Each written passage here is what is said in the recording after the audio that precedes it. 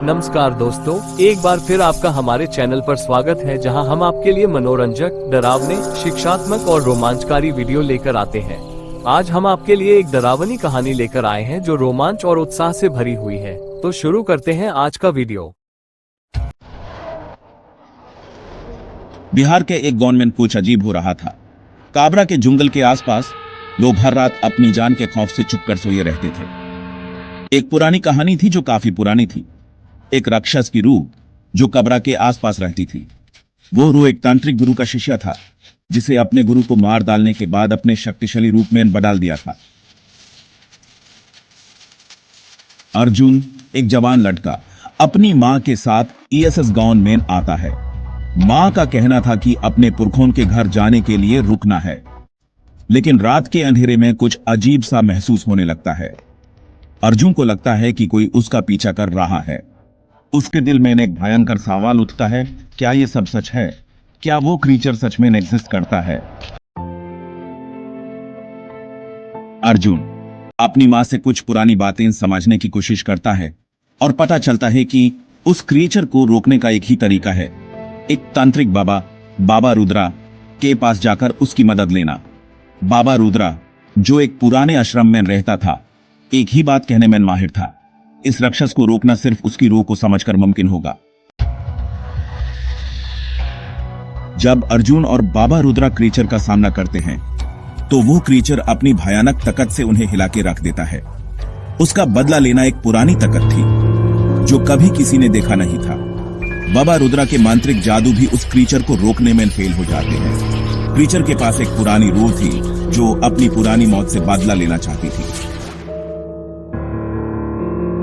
लड़ाई के बीच अर्जुन को पता चलता है कि यह क्रीचर उसकी मां का पुराना पति था, जो एक राक्षस बन गया था। मां जो अपने आप को नॉर्मल दिखाती थी, उसकी असली रूह एक राक्षसी थी। यह एक शैटरिंग ट्विस्ट था। अर्जुन को अपनी मां के असली रूप को समझना पड़ा है, जो अब अपने पति की रूह को बांधने का काम कर रही थी। बाबा रुद्रा और अर्जुन मिलकर क्रीचर का सामना करते हैं। एक पुरानी तांत्रिक जादू की लड़ाई होती है, जिसमें बाबा रुद्रा का मांत्रिक सीढ़ी से क्रीचर को बंधना पड़ता है। लेकिन जैसे ही क्रीचर को बंधा जाता है, वो अपनी रूह का एक नया फॉर्म ले लेता है, एक और ज्यादा भयंकर रूह, जो पुरानी आत्माओं की तरह अपनी ताकत को दुबला कर लेता है। क्रीचर को मारने का फाइनल तरीका अभी भी उनके पास नहीं है। अर्जुन अपने मां को समझता है, लेकिन यह राज उसके अंदर एक ऐसे अंधेरे को जगाता है जो उसे कभी शांति नहीं देने वाला। रात के अंधेरे में कबरा के जंगल का माहौल और भी ज्यादा डरावना हो गया था। बाबा रुद्रा अपने आश्रम में अपनी शक्तियों को एक जगह इकट्ठा कर रहे थे और अर्जुन उनका साथ दे रहा था। लेकिन क्रीचर, जो अब एक नए रूप में था, उनके आसपास की हर चीज को नष्ट करने लगा। हर रात जंगल के पास लोगों के चीखने की आवाजें आने लगी। बाबा रुद्रा ने कहा, यह रूह अब अपने अंतिम रूप में है, इसे रोकना आसान नहीं होगा। अर्जुन के मन में अब एक ही सवाल था, मां के बिना यह सब कैसे खत्म होगा?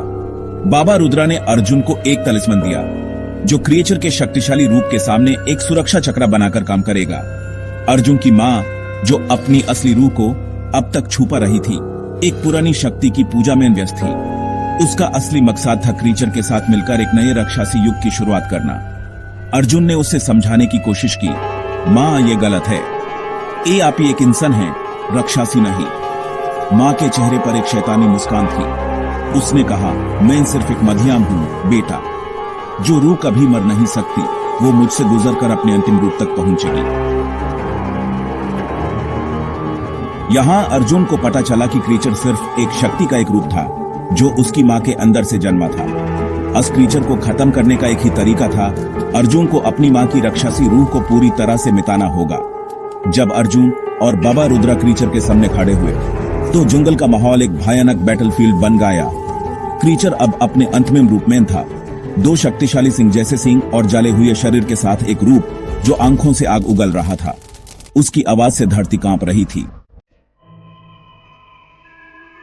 बाबा रुद्रा ने अपनी पूरी सीढ़ियां लगाते हुए एक मांत्रिक चक्र बनाया, लेकिन क्रीचर के पास ऐसी ताकत थी जो बाबा के जादू को तोड़ने लगी। क्रीचर जोर से चिल्लाया, मुझे कोई नहीं रोक सकता, मैं नमार हूं। अर्जुन तलिस्मान लेकर क्रीचर की तरफ भागा। लेकिन क्रीचर के अंदर से एक और चेहरा उभारा, उसकी माँ का।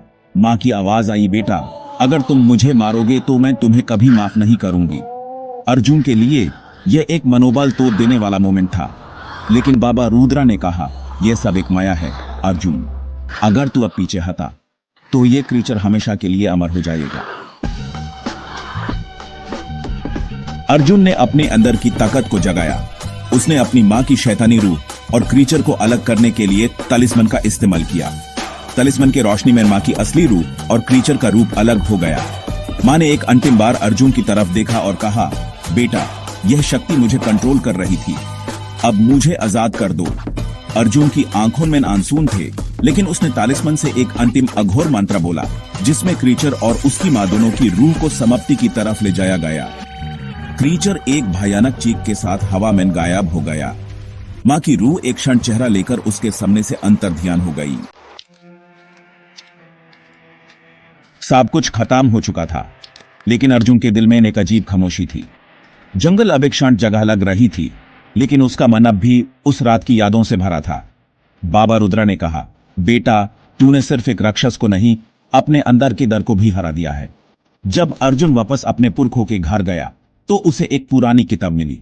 किताब में लिखा था, यह क्रीचर एक रूप था उन शक्तियों का जो कभी कभी वापस आकर अपने अंदर के अंधेरे को जगाती हैं। जब तक अंधेरा इंसान के दिल में होगा, तब तक यह क्रीचर अमर रहेगा। अर्जुन को समझ आ गया कि यह सिर्फ एक अंत नहीं, एक शुरुआत थी। क्रीचर वापस आ सकता है किसी नए रूप में, और शायद अगला रूप और भी ज्यादा खतरनाक होगा। क्या अर्जुन इस अंधेर को अपने अंदर से हमेशा के लिए मिटा पाएगा, या फिर कब्र के जंगल में एक नए दर का जन्म होगा? शैतान का चेहरा का सफर अब एक नए मोड़ की तरफ बढ़ रहा है। आपको ये कहानी कैसी लगी? अगर आप सभी को ये कहानी अच्छी लगे तो वीडियो को लाइक करें, सब्सक्राइब करें और हॉरर की दुनिया में शामिल हों।